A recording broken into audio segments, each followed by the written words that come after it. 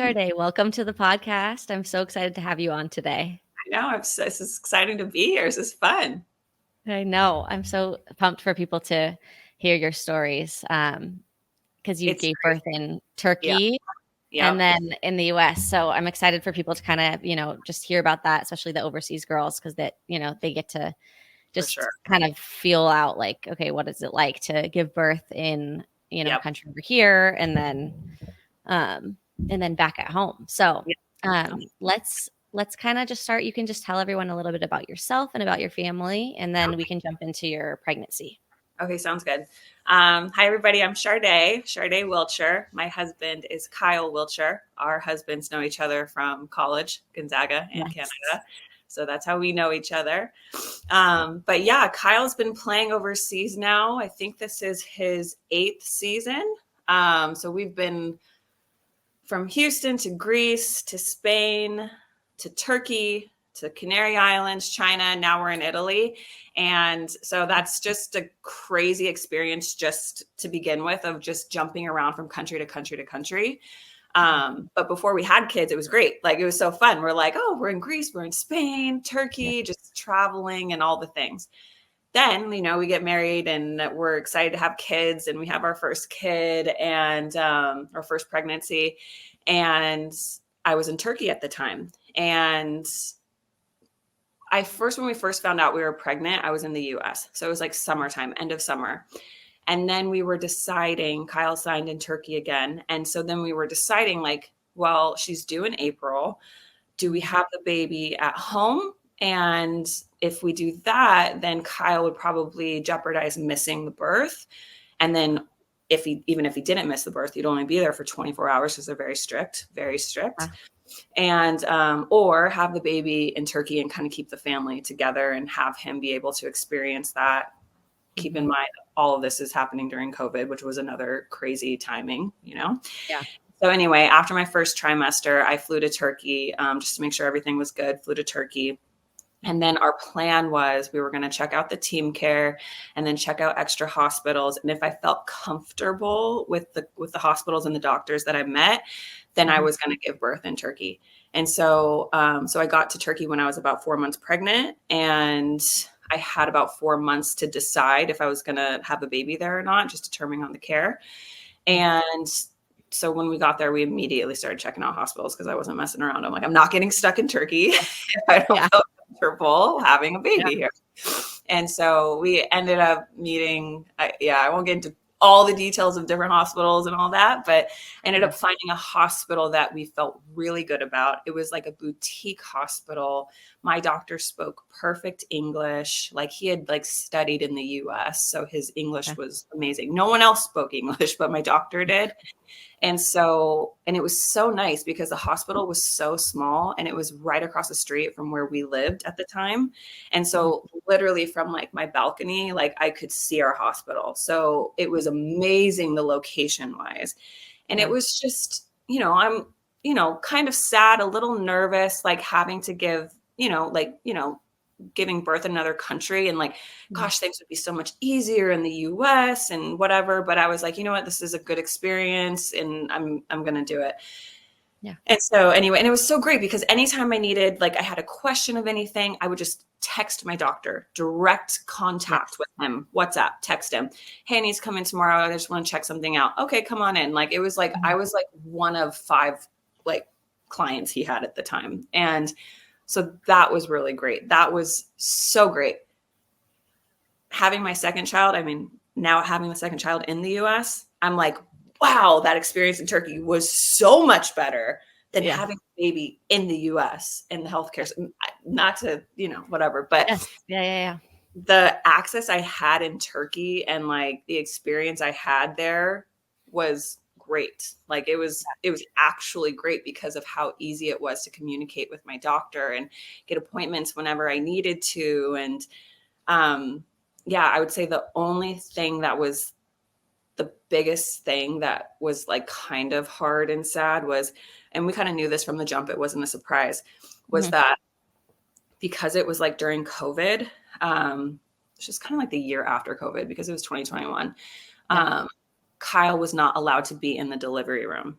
but he was allowed to be in all the appointments, be in the room afterwards, like, which made no sense because he Yeah. was No. exposed to doctors, nurses, everything, and the baby, like, but he just wasn't allowed to be in the delivery room. So that was kind of the only, like, gosh, I have to do this by myself. I'm in a room full of Turkish people, and like my doctor is speaking English, and everyone else is like speaking in Turkish, and I'm just like having to focus on what my doctor's telling me to do. And so, and Kyle wasn't able to be in there. He was right outside the door, but like, and then was able to greet the baby, like as soon as they left, but he wasn't able to be in there. But kind of in hindsight, it was like kind of a nice thing. Cause I was like, I don't know. I probably looked like a freaking terror, having my first baby screaming, no Epidural anymore. It's just like, it's kind of nice that I got to have that in privacy a little bit, but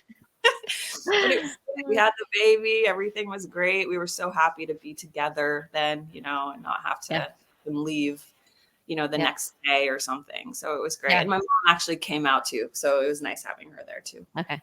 So I want to go back to just talk a little bit about when you guys were pregnant, because I worked with you guys a little bit during your pregnancy. It's funny. I totally forgot about the part that you were just talking about, Kyle, not being able to be in the delivery room and us talking about that and being like, this is so strange. Like he's allowed to be there the whole time you're in labor. And then when you're delivering, he had to leave. That was so, I forgot about that. But during your pregnancy, you found out that, and I can't really remember. I can't remember how far along you were at this point. You were like 30 something weeks, right? When you found out about her kidney. Her kidney. Yeah, I was like, thought it was her kidney. Yeah, it was. What was she? It was actually during. I think it was like the big checkup. So I think it was like the 20-week checkup. Okay. They were during the scan. They were able. It was in Turkey that you found out, right? I found out. Yes. It might have actually been past 20 weeks, but it was pretty deep on to where I didn't feel comfortable flying home. So maybe it was after the 20-week scan. But yeah, sorry. Yeah, continue. Or do you want me to? Yeah. Well, just kind of talk a little bit about like finding out about that, and then how your doctor was like. I remember him saying to you guys, like, if this was my daughter, I would be doing a planned C-section or something like that, right? Yes. Okay, so we found out during the scan that my daughter at the time had an enlarged kidney, which is not a huge deal, but still something to keep an eye on. And because after she's born, she could potentially need to have surgery and all this stuff.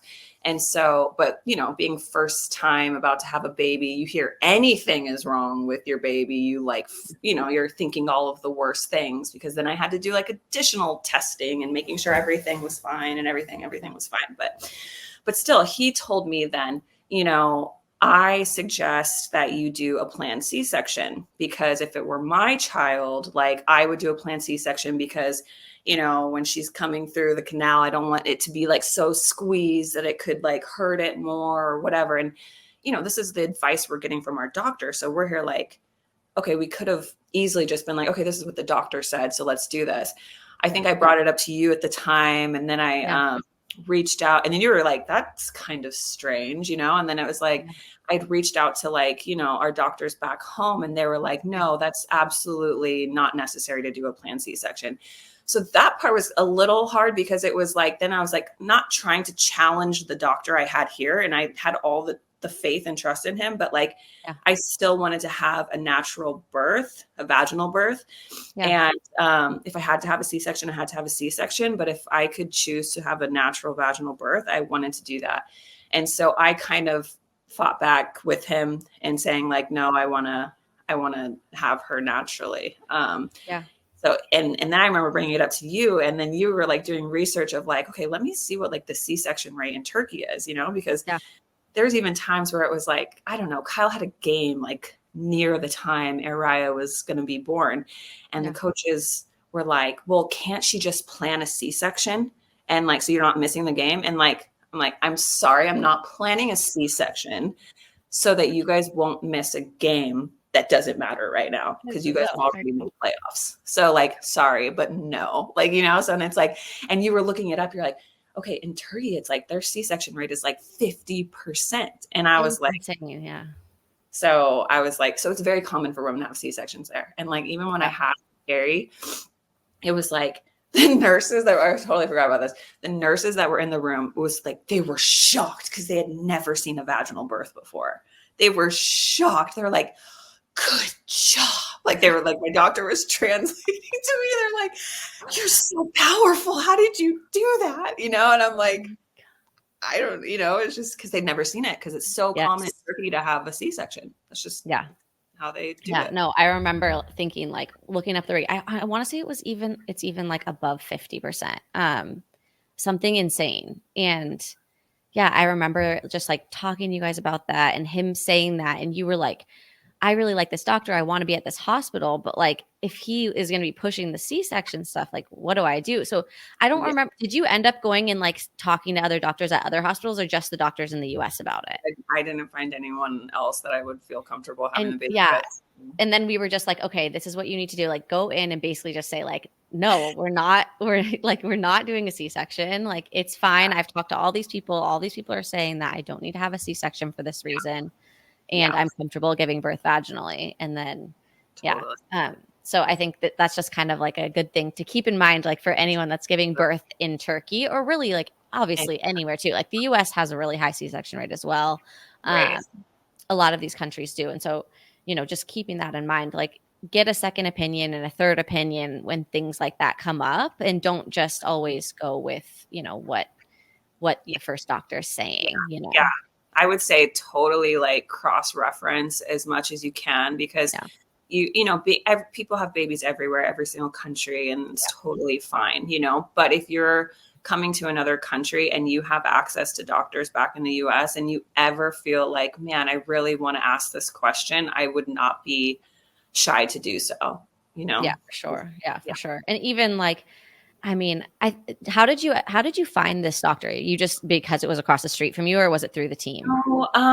So I think because they had the team hospital, which I did not feel comfortable having the baby there, just because they did not speak good English, and it just wasn't to the standard that I wanted it to be.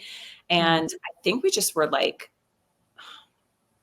did we ask someone? We might have asked someone for like a previous player that had a baby there, and also I was doing research online and we found this private hospital, and it just so happened that it was literally right across from where we lived. And where we lived in Ankara, Turkey was in a very nice bubble. It was in a very nice bubble. So everything around us was, you know, elevated and nice. So when I noticed that the hospital was literally right there, I was like, okay. And then when I walked in, it was just beautiful. It was nice. It was clean. And it was actually a great experience. Yeah, no, I think that's another thing too, like getting in, if you do have access to people in the US, because a lot of people are getting prenatal care in the summers and stuff like that, they have doctors back home. But even like within the city or, you know, country that you're in, there's a lot of good doctors, you know? So it's like, if you don't feel like you're getting the answers that you want from the doctor you're with, like I've been talking to so many girls and it's like, oh, like, how did you find your doctor? Most of them are like, oh, through the team, you know, and sometimes it's not the best experience. And it's like, you know, you can find other doctors. Like you don't have to go with the ones that just because the team's giving you these doctors, you don't have to go with them, you know, especially if you don't feel comfortable. Yeah. Like, and go like what you're saying, you know, like go do your research, go meet with a few doctors before you decide. And kind of what you were saying too, like, I love that you were going into this experience with like an open mind, like going to Turkey and just saying, look, I'm going to go meet with people. I'm going to see if I feel comfortable. If not, I'm going to go home and like go where I feel comfortable. So I think that's kind of important too. It's just like, you know, meet with multiple people and see where you feel the most supported. So I think that's great that you did that.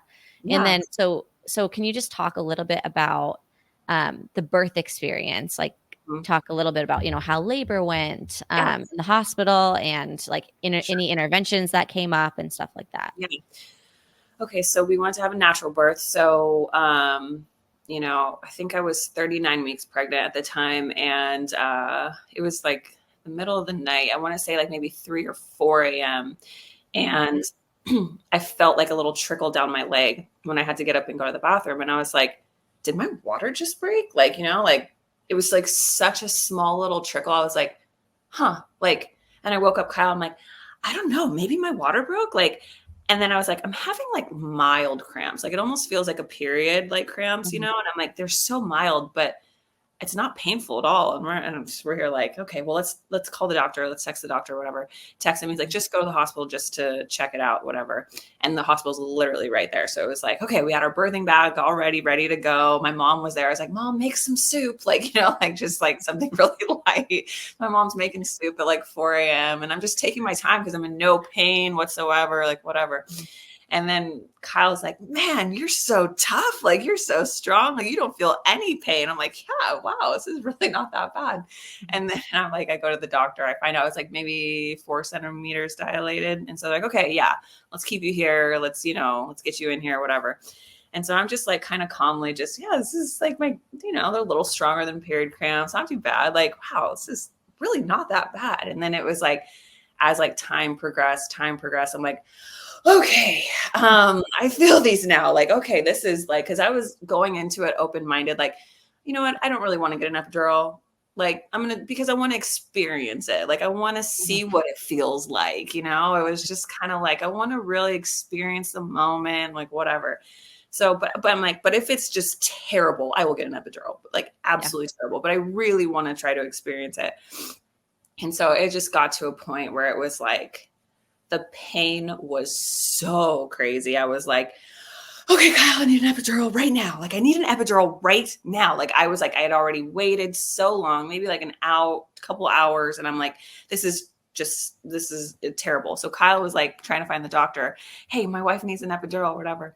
And then they're like, oh, sorry, someone just came into the hospital and they got into a car accident. So all of our our epidural team or whatever they're called, like they're working on them right now. So just calm her down and just tell her to wait a little bit longer. He's like, I don't think you understand. Like, I need this epidural right now. And then so he comes in, he's like, it's okay, babe. Like, they're coming soon. And I'm like, well, when are they coming? I'm dying here. Like, when are they coming? And Kyle's like knowing like, let me just go check again. And he's like, guys, what's the timeline here? Like, I need to know, like, and like, it's going to be at least another hour. And Kyle's like, are you kidding me? And so that was the thing. The hospital was so small. Like, it was like, and he's coming in. He's like, babe, you got this. They said they're going to be like 15 minutes, like, so just tough it out. And so Kyle was really doing such a great job of like keeping me calm, distracting me, doing all the things. And then finally they were able to come in. They gave me an epidural and I was like, oh, the pain went away. And I was just like in heaven. And then it was like, the pain, like it started wearing off maybe like an hour later or whatever. Okay. And then, and I'm like, okay, I need more. Like the doctor was coming in. I need more. He's like, let me see how far along you are. He's like, okay, yeah, you're close. Like, we're not going to give you any more because we want you at full strength. And I'm like, but I feel the pain. Like, it's like the worst pain I can ever imagine.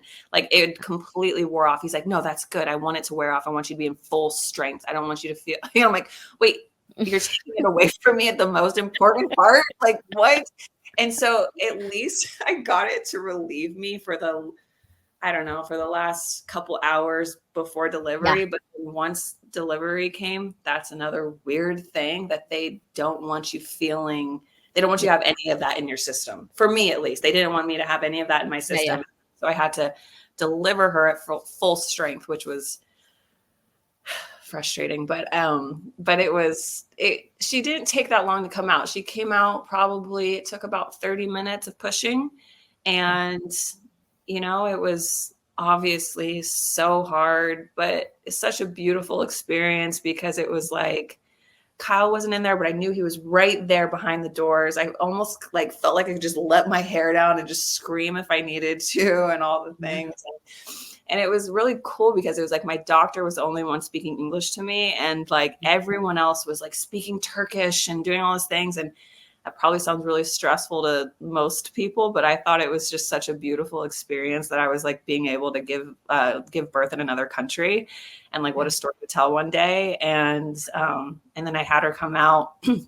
Again, they were so like stressed about going and checking on her that like they just put her on my chest for literally like 2 seconds and then took her off and left. And so I was like, oh, but it was good. I mean, that part was good. And then, and then after that is when actually the most pain came, because my placenta was supposed to be coming out afterwards. And I don't know if, I don't know. I don't know if they just weren't patient enough for it to come out, but it was like immediately they were like, we got to get the placenta out. And I'm like, okay. And, I just, in bliss, I just pushed my baby out. I feel finally relief, and it's just like, isn't this supposed to like come out like naturally? Like, give it a minute. They're like, no, we have to get this placenta out now. And it was just, and so they were just like forearm deep, like trying to rip it out of me. And that hurt way more than actually pushing my daughter out. Like, that is like, I tore, they had to sew me up. Like, it was like, whoa. Like, so that part, I don't know. I don't know if it's because they don't have a lot of natural births or vaginal births. Like, I'm not sure, but it was like, usually you give it a little time for it to come out naturally. They immediately were like, we got to get this out. And I just don't, I don't know. I'm not going to fight back. I didn't know. Like, so, that was probably the most traumatic part of having the birth there, but I was fine afterwards, healed very fast. And so it was good. Oh my gosh. That is really strange about the placenta. I'm curious, like why they did that. So postpartum, what was it like in Turkey? Did people come to your house? Did you have a midwife or anything like that? Or was it just kind of the same, like similar to the US system? So postpartum, so went back into the suite, and Kyle had been with Araya, which was great because I knew that she was in good hands and stuff. And that part was a little challenging just because, again, my doctor is the only one that spoke English. So when it came to like the midwives coming in, when it came to like breastfeeding and trying to, teach me and all that, it was like they were only speaking Turkish. So that part was like a little hard. But did they have like a translator for you guys or something? Not really. Like they didn't have access to that at the time. Like it was my doctor was literally the only one that was speaking English. So, and he was just, busy doing doctor things, And so, but it ended up being fine because my daughter just naturally latched on very well. I think the biggest challenge for me was that my milk just hadn't dropped for a while. Like it took, I want to say like 4 or 5 days, maybe even longer, but like probably 4 or 5 days. And so she was just always like screaming because she was hungry. And that was another thing. They kept telling me, give her formula, give her formula, give her formula. I'm like, I don't want to give her formula. I want to just do breast milk, And it was like, so then it was like, finally, when my breast milk came in, and I was at home, it was like so much better because then Araya could like sleep better. She was not so moody and all that. But those 4 or 5 days, because we stayed at the hospital one night and then we went home the next day because we were just right there and we just wanted to be in the comfort of home. Plus my mom wasn't able to be in the hospital because of COVID reasons. And so I wanted to be with my mom, and Kyle still had to go to practice, so I didn't want to be left alone in the hospital with no one that's speaking English and all the things. So I was, and if I needed anything, it was just right there. So it was so easy to get there. But it was like the first week, it was like, when my milk hadn't dropped yet, it was like the baby was crying, screaming nonstop all the time. And we were like, I remember I was just like crying. I'm like, what did we do to ourselves? Like, what is this life? Like, I'm like, is she okay? It was so stressful. It was so stressful because I felt like I wasn't getting the answers I needed. And I didn't want to just result to like giving her formula right away and getting her hooked on that. And so we waited it out, toughed it out. It was like I was producing milk, but it was coming in so little that it would like, I would have to be breastfeeding for like an hour at a time for it just to get like a normal amount, like of a regular meal. But then finally, once the milk came in, everything was great. But the first week was really, really hard. The beginning part is so hard because sometimes it just takes a while for your milk to come in, and like, you really can't do a ton about it. It's just kind of like, what happens. And yeah, but I'm glad you were able to kind of just like stay strong with it, because it is like, it's so difficult, because sometimes that's why people sometimes just go like, well, I'm just going to give them formula instead because it's not working, and they don't try it, Right. So I mean, I think it's great that you were able to kind of just like stay strong in those moments, even though it's so difficult. Then you didn't have anyone like come and check on you at the house, because you were right by the hospital. So you just went Yeah. back there. So, okay. So yeah, nope. We we knew we had that support right there from the hospital if we needed it. But I had Kyle at the house, and then my mom was there, which was really, really helpful. And we had a couple of Kyle's teammates living in the same building as us. So they would like come down. They're like, can we see the baby? And it's like, I'm like, yeah, come on in, but it was like, she was only like, maybe like 3 or 4 days old, because it was like kind of towards getting closer to the end of the season, because her birthday is April 17th. We were there for, so with the whole kidney situation, that is something we had to keep our eye on afterwards, where she had to get like ultrasounds and scans, and just to make sure she was okay. And so it wasn't like we could have the baby and then just be like, okay, we're good. Like, it was like, we had the baby. Okay, now we have to check her kidney, which was another stress, Yeah. And so, so we actually went to a specialist in Istanbul. And so, when she was about 3 weeks old, we went to Istanbul, to get it checked out by this doctor. And he was like world renowned in that field of like children, kidney, all this stuff. And he was like, yeah, it's really small. She'll probably have to have surgery. And so, that was so stressful, because they're like, if you want to have surgery here, you can, but the recovery is, all the things. And we weren't even sure if we were coming back to Turkey the next year, which we didn't. And so I was like, I'm not going to be stuck in Turkey for the next 4 or 5 months. Yeah. Like, we're having a surgery at home. And again, having a baby in another country, she's born without a birth certificate, So I'm like, oh my gosh. So then we had, the same trip while we're in Istanbul, we had to go to the U.S. embassy and get like an emergency passport, because it's like, oh, you can file for a passport. Again, it's going to take 3, 4, maybe 5 months. And it's like, we don't have that time. We had to like show all these paperwork. Our baby needs surgery, all the things. And it was like, they were really cool. And we ended up getting, because it was extra strict during COVID time, like trying to get passports, especially being in a foreign country. And so, because she can't fly without a passport, I couldn't just pack her in my suitcase and go home. Like, I could not go home without the passport for the baby. And so we got the same day passport. And I had to just fly home directly from there. So I was so grateful my mom was with me, because it was me and my mom. We flew home with Araya. Kyle still had to finish the season, so he was at least able to be with her for the first 3 weeks of her life. But then like, we wanted to get home because we knew that she had to get surgery. And there was probably like a month and a half left in season. And so that was really hard saying goodbye for that, but it ended up working out great. I was so nervous to fly home, but she slept the entire way. You get so nervous because it's your first, but at that age, newborn stage, she slept and she was an angel. Fast forward to being 2, 3 years old, nightmare trying to fly. So true. Back then it was like, she just slept the whole way.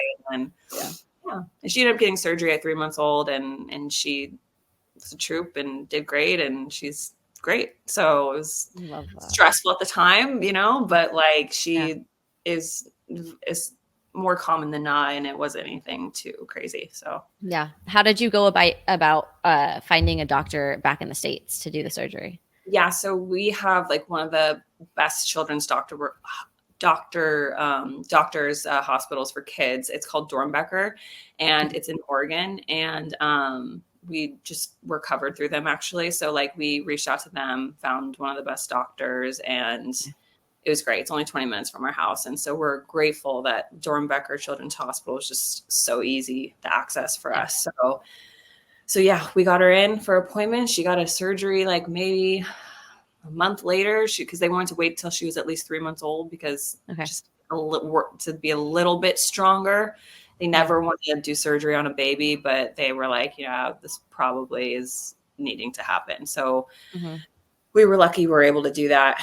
And yeah, and it was really nice because then the next team Kyle played for, Tenerife, Kyle explained the situation and they were cool and they let him come like 1 month later because like, So nice. which was really, really nice because usually they're very strict about that. Right.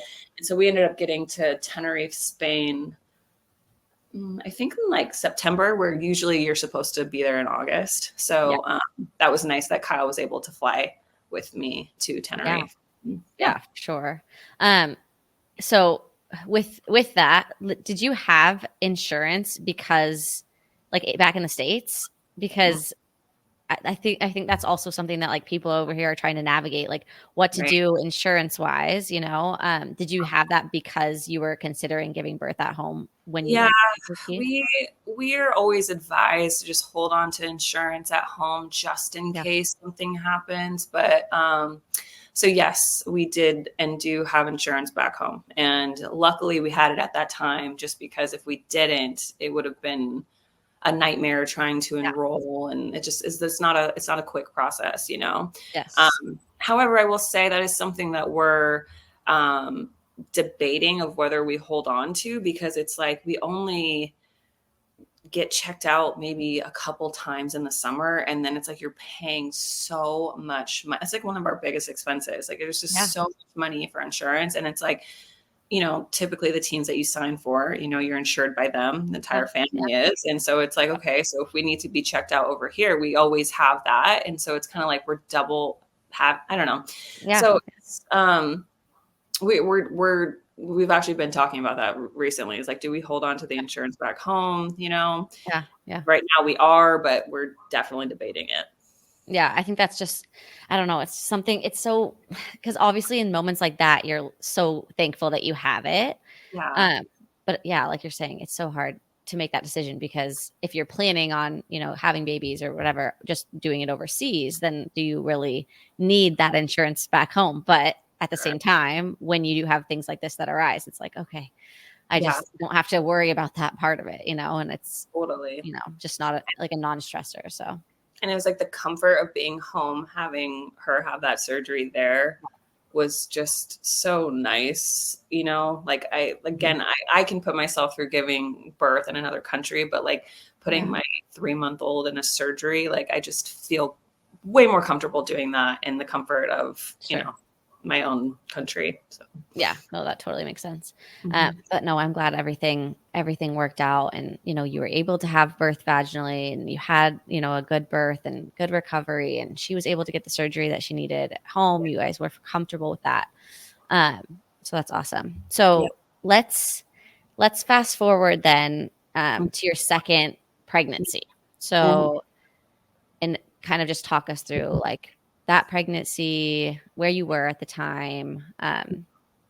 So my second baby, daughter, her name is Nalia. She is 6 months old. And last season, Kyle was playing in China. And so that was the craziest year, because they were still very strict with COVID there, like having to test every other day, like workers in hazmat suits, like pulling you over and taking your temperature. And like, it's like once you got into China, it was like your phone, like they had access to your phone. Like you had to like get this QR code in order to even enter the country, because they're able to track your phone. And so it was like, if you didn't take a COVID test like every other day, because every 3 days you had to like restart your clock, it was like, so if you take a COVID test and you're negative, your clock is green. So anytime you go somewhere, you have to show your code, like, oh, look, it's green.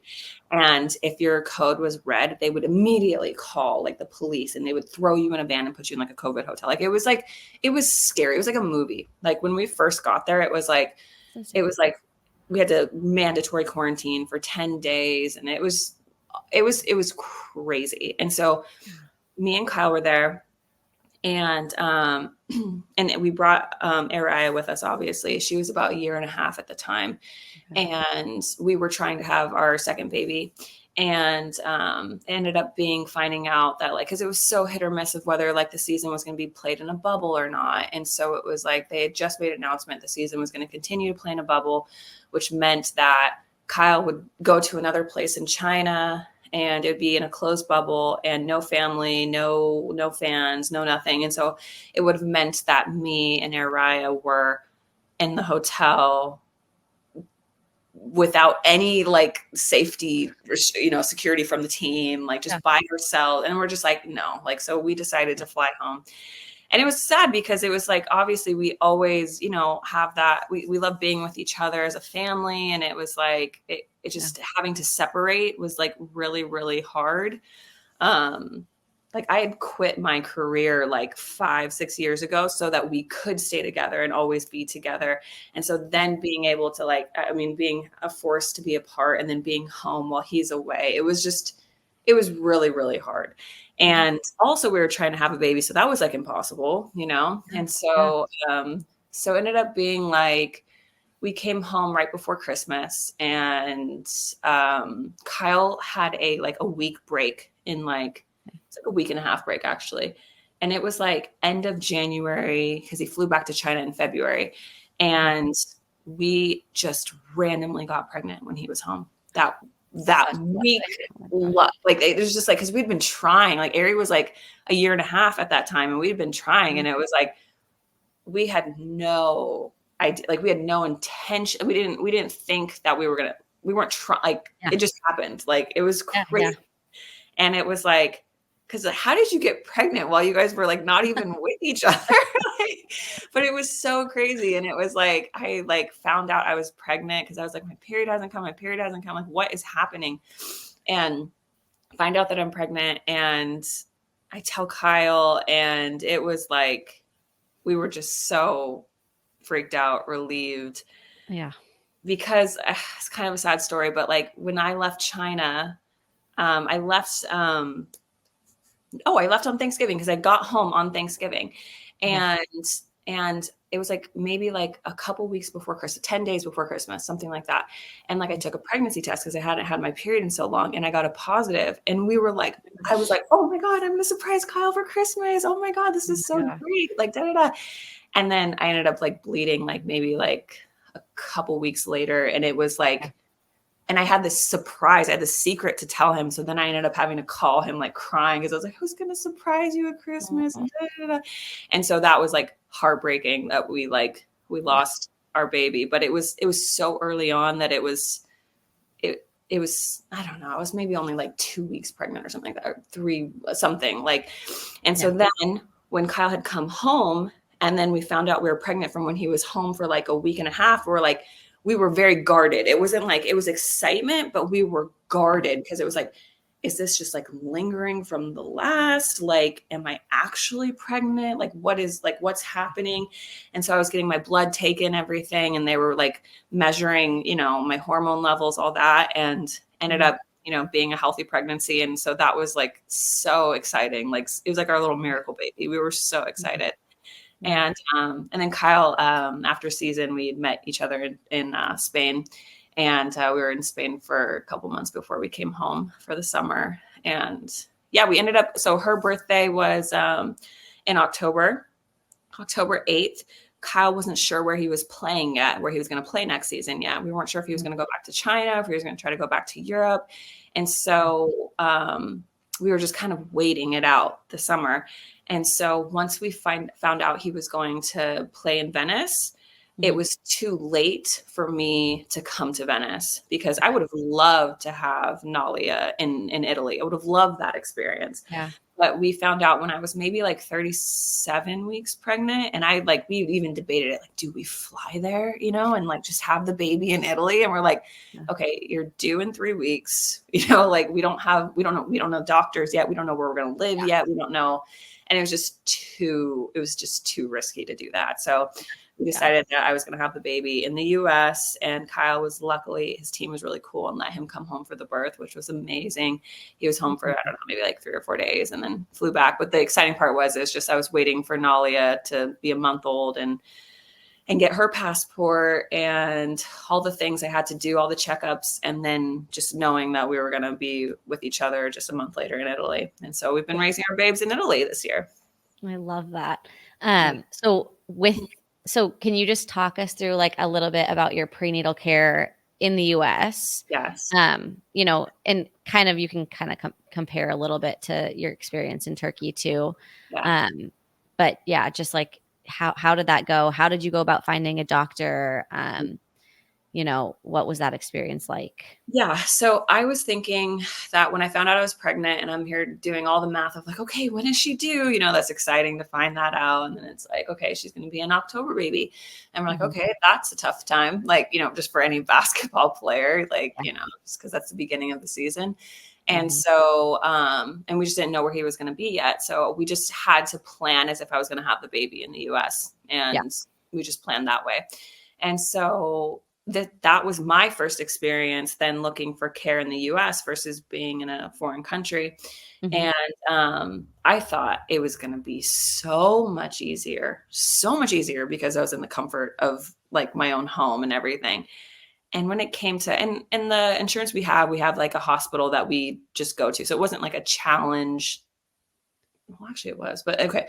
It wasn't like crazy, like trying to find a hospital, but it was like trying to find a provider and like talk to doctors. And it was just like calling, and I'm just on hold for, it seems like hours, but it's like, you know, at least, you know, 20, 30 minutes, just trying to get a hold of someone.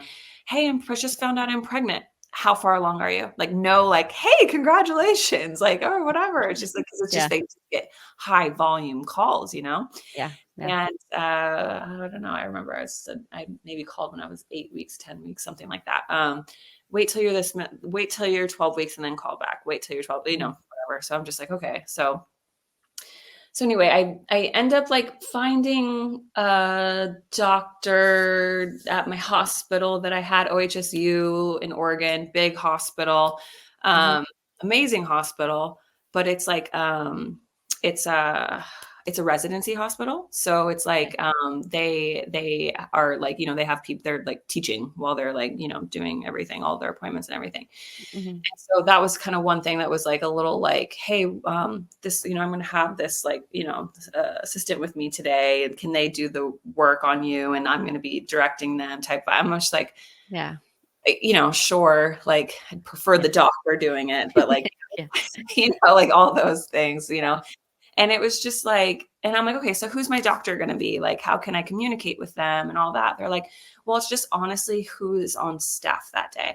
And I'm like, okay, that sucks. So like, is there like a handful that I'll have? Like, we really just don't know. I'm like, okay, that's unfortunate, but like, okay.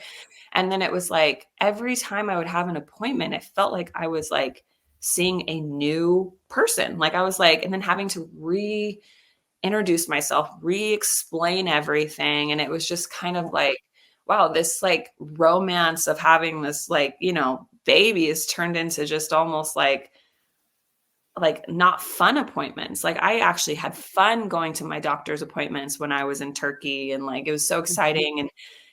And that's another thing. In Europe, every country is a little bit different, but in Turkey, every single appointment you go to, you get an ultrasound, every single one. So I was like literally looking at Araya every single time.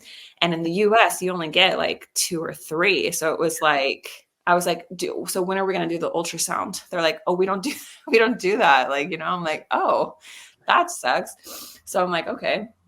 So anyway, it kind of like ended up doing like, and it just, and Kyle at the time was in China still. Yeah. And it was so, I was like really, I wasn't stressed about it. I was just like sad about it, because I was like, this is like not the experience I thought I was going to have. And I've had friends in the US have had a different experience because they have smaller hospitals and stuff. Not even smaller hospitals, but they're just insurance covers different. What our insurance covered was the big hospital that we just didn't really have a lot of options. And so Kyle was amazing, and he just got on the phone with his agent and was just, I don't know, trying to find all the different hospitals like near us that like just give us different options. And like, I think I was maybe like 7 or 8 months pregnant, and we found a new hospital to then where I had the same doctor every single time. The nurses were cool. And it was just like, again, having to just do a little bit more research, which I just didn't think I had to do like from the jump, because I felt like I was in the comfort of my home in the US and everything. But like after like switching over, then it became such a more beautiful experience. Cause then it was like the last like few months of my pregnancy, I was actually able to have like the familiar faces and the, you know, the nurses and the doctors that like I recognized, you know, and met multiple times. And so it ended up being a great experience, but I still had to like do a little bit of research at the end to like, to Yes. make that happen. So Yeah, no, I think that's great. And again, like what we were talking about before, you just have to do the research. You know, if you're not feeling it and you're not comfortable with where you're at, like there's so many options out there and you just have to do a little bit of digging to find them, you know? yeah. Um, and so I'm so glad that you did that. And I always like tell my clients too, it doesn't matter how far along you are either, you know, like you can Totally. be a month away from delivering and still Right. you need to find someone that you feel supported by. Yeah, and it makes such a difference in your whole experience, like with everything, the pregnancy and the birth. And so I'm glad that you were able to find that. Yeah, that was amazing. I was Um, really happy with that. so then how did that birth go? Okay, so then it's just funny as being like a basketball wife because it's like you're always kind of having to time it with their season and all Yeah. that. If you have a summer baby, great, you know, but like if you don't, so 10 months out of, you know, the year, Yep. you kind of have to plan a little bit Mm-hmm. and we wanted to have the baby like just come naturally, but we also wanted to have Kyle be able to be there. And so we were talking to our doctor about me getting induced. And Mm-hmm. that was the plan that we decided to do. So we're like, okay, so how early can I get induced? And 39 weeks, unless, you know, you needed a medical emergency to do it before that. So we waited till 39 weeks. We had Kyle come home. So we were able to kind of plan a little bit of like, as long as I didn't deliver before 39 weeks, obviously, but Yeah. like we're able to plan Kyle coming home. So that was kind of cool being able to know he'd be there Mm-hmm. or hope he'd be there. Yeah. So he flew in and again, we had a date. Our date was October 7th, and that was the date. And Kyle flew in on the 6th, and we were going to have the baby on the 7th. Kyle was going to be there on the 8th, and he was going to leave on the 9th. Like it was like bam, bam, bam. Yeah. And then it was like the night before, they had called me saying like, hey, our hospital just, you know, we have a lot of births right now. And so we're going to have to move your induction date back a day. And I'm like, you've got to be kidding me. Like, I'm here like crying on the phone. Kyle's trying to reason with them. Like and again, sorry, it's not a medical emergency. We have to bump it back a day. We ran out of beds, like I'm like, Oh so it's just like, but my husband's leaving the next day. Like we were trying to do all the things. Like there's just nothing we could do. So it got moved back a day. Luckily, Kyle's team was very cool. They padded his, you know, his stay a little bit. And so anyway, so then it was 10/8 was the induction date. We end up going in. They want you coming in at nighttime. And yeah, so we came in around like 8 or 9 o'clock at night or something. And then they started giving me it was a shot or pill. I can't remember. The cytotec. Yes. Yep. Okay. And so then it was like, but it was going to be like a slow, long process. And it was like, so I took it and they're like, okay, you should sleep through the night. And then you should be probably have the baby in the morning, like maybe like 7, 8 a.m. ish. And so we took the pill, maybe like 10 or 11 or whatever it was. Mm-hmm. And then I immediately started having contractions like fast. And it was like, they were like, okay, you can have your last meal after this time. And it ended up being like, actually, you're having this baby like way faster than we anticipated. Mm-hmm. And I'm trying to tough it out because I'm like, man, they said I wasn't gonna like have the baby till 7 or 8, you know? And I'm like, and I had experienced what the contractions felt like with my first. So I was like, I'm definitely getting an epidural. No questions asked. I'm going to get one. I'm just going to be chill and calm. And it was like, I'm here laying in bed and I'm just like getting these really strong contractions. And I'm like, and it's like, oh my gosh, it's like midnight right now. I'm not going to have this baby till like 7 or 8 o'clock. I'm like, gosh, like tough it out. Like, you know, like, why is this like, you know, I'm not here like down talking, downplaying myself, being like, you're weak. Like, you know, like, what are you doing? Like, why are you having so much pain right now? And it's like, and I don't know why I thought in my head that like I should wait as long as I can to get an epidural, like, you know, and I'm just like, I don't know, maybe because I was traumatized in Turkey and I wanted to get it towards the end so I could have the relief a little closer to actually pushing the baby out. I don't know why I was thinking I had to wait, but I was waiting. And finally I woke up. I never even slept. Kyle's here sleeping, and I'm like, Kyle, wake up. I'm in so much pain right now. And he's like, it's only like 1 a.m. And I'm like, I know. And I'm like, but we need to get this epidural. I need it. I'm dying. I'm in so much pain. I feel like I'm going to throw up. I literally am dying right now. And we're on the bouncy ball. And we finally called the nurses in and they're like, okay, we'll get the lady in to do the epidural. And I'm literally in so much pain, shaking. I can't even sit still for her to put the shot in my back. And they're like, okay, we need to check to see how far along you are. And they're like, okay, yeah, you're 10 centimeters dilated. You're having this baby right now. And I'm like, no, I want the epidural. They're like, it's too late. And I'm like, oh my I God. was gonna have a baby at 7 or 8 a.m. They're like, her head is here. You're delivering her right now.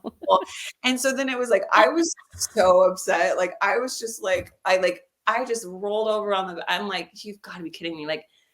And they're just my body was just pushing. It had the urge to just push. I wasn't even which I didn't really experience that much in Turkey. So it was different this time, but it was my body was just pushing without me even trying. It was yeah. And they're like, okay, just push with it. And it was I literally had her in 10 minutes. It was she came out so fast. It was Kyle's like, that's it? Wait, what? And I was shocked too, because I was like, if I'm not having an epidural, this baby's coming out. I'm going all I wanted to get it over with as fast as possible, because man, that pain is no other, And I was like, I am getting this baby out. I'm not waiting it. I'm not, this is gonna be an hour-long process of me pushing. I'm getting this baby out.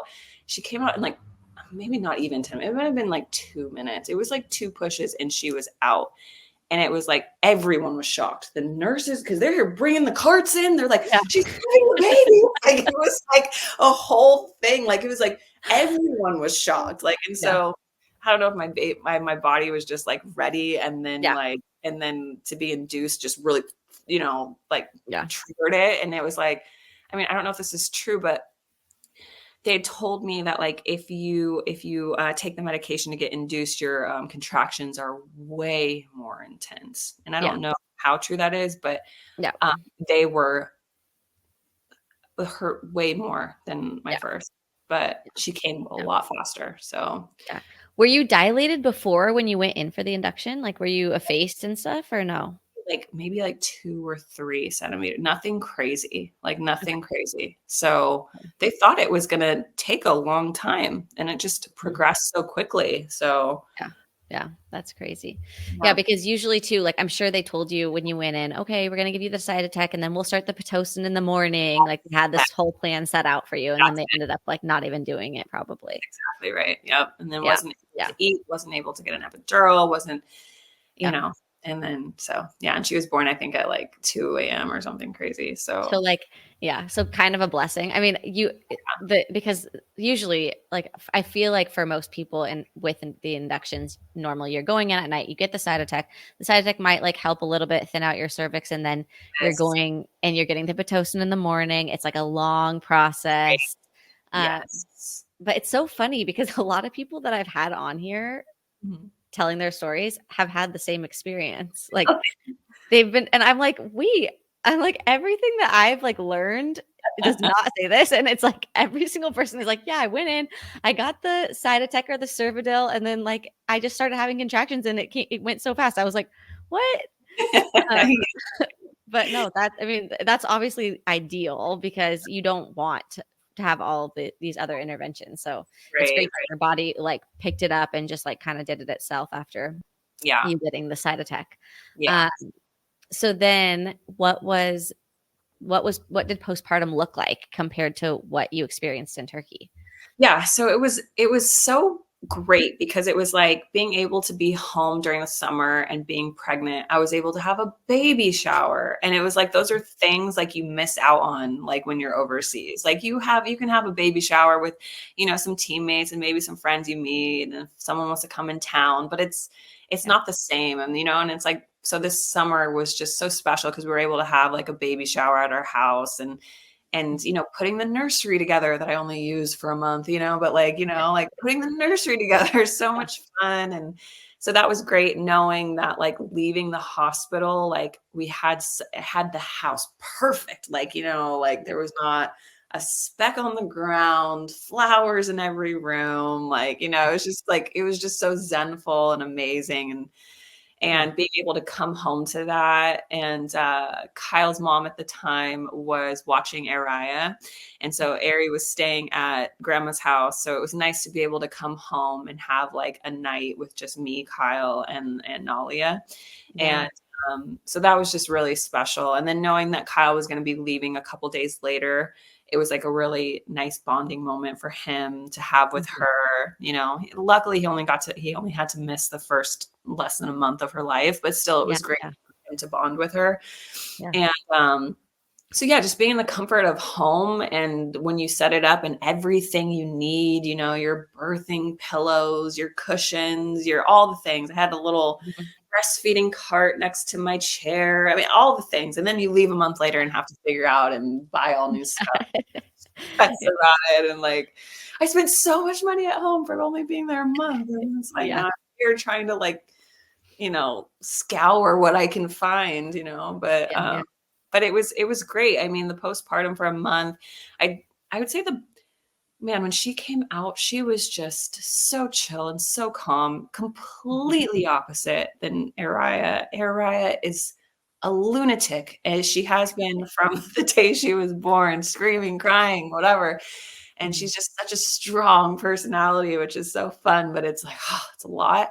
And then Nalia came in, she's just so chill, just not crying much. We're like, what is this? Like, this is great. Like, it was just, and I don't know if it's because like I had already breastfed, so my milk came in so much sooner. And I have a pretty like strict, like, bedtime for Araya. So I already have a good like routine and rhythm for her schedule. So just like my natural life of living that, like maybe Nalia just kind of picked up with that because she's always been sleeping great too. And so it was such a beautiful experience also being able to have like our families there, come visit, friends come visit, where it's just like, you miss out on that when you're overseas. And it's a beautiful thing to be able to have a baby in another country and be able to tell that story. But it also is really hard because you don't have like that support, which is, it's hard, having a baby is like one of the most exciting things you can go through in life. And you want to share that with your people. And when you're not really able to do that, or you can do that through Instagram or whatever, it's like, it's just different. Yeah. So it's perfect. It was like perfect because I was able to be home and be able to experience that. But then like a month later, be able to then fly to Italy and then live both. So it ended up being great and amazing. The hardest part is getting a freaking passport. Like, like quickly. So I ended up driving to Seattle, doing a same day thing, like whatever. But yeah, so it was great. I love that. It's so true. Like, I think that obviously there's pros and cons, right? Because, I think being with your husband during the birth and not having to worry about like him flying home for a few days and trying to plan that out and, the stress of that when you're giving birth overseas. But then obviously, like you're saying, it is so nice to, have that support around you from your family and friends and stuff. And, talking to other girls, it's like, you do have to really lean on, the other girls over here and the wives over here during those times, because those people like become your family because you don't have people over here, but yeah, so that's awesome that you were able to experience and you got to have both experiences and, kind of just compare them and stuff. I love that. So what do you have like one like piece of advice just from having both experiences and now having two babies? Like if you were to just say like, okay, this is my one like big piece of advice I would give to women that are about to go through this, what would that be? Whether you're overseas or not, my biggest piece of advice is do your research, because you have options and you just have to put in the work to like find what best works for you and your family. That would be like my biggest piece of advice, because obviously I went to Turkey, had to do the research to find the doctors, whatever. And then finding out news that she would potentially have to have a C-section and doing research back home, like whatever. But then being in the US, thinking I didn't have to do that, like, and then having to switch doctors 2 months before, and then it ended up being way better. So it's just really do your research, because it will make or break your experience. And it's a beautiful thing. I can't imagine if I didn't switch doctors in the US and I had to just show up at the hospital and I don't know who my doctor is, I don't know what room I'm in. And it's just like it should be a beautiful experience, whether you're overseas or in the US, and like, let it be, Yeah. No, I love that. I think that's such a great piece of advice for everyone. Because it's so true. Like, that is your experience, who you're surrounded by, your support, the nurses, the doctors, the environment, like that is huge. It's like the biggest part, Totally. So I love that. And I love that you figured that out in both places, you figured out what to do, where to go, and had great experiences. So, yeah. Okay. Well, thank you so much for coming on and sharing your stories. I'm so excited for everyone to hear them, and, just to get some perspective of giving birth in 2 different countries, and yeah, just hearing about, how you like found your support system, and you empowered yourself to deliver these beautiful babies. So For sure. Well, thanks for having me. It was fun. All right.